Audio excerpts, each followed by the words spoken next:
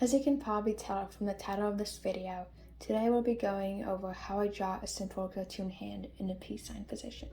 I start with the thumb, which is curved inwards, and add a curved line going downwards for more detail. Next, I draw the wrist, which is really just two straight lines.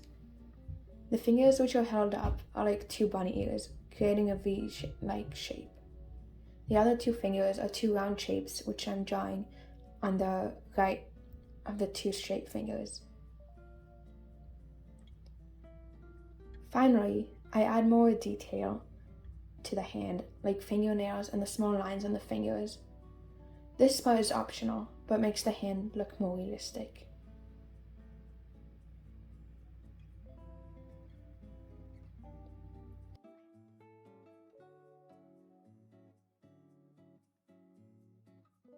Thank you for watching. If you enjoyed this video, please make sure to give it a thumbs up and let me know in the comments if there is anything else you would like me to make a tutorial for.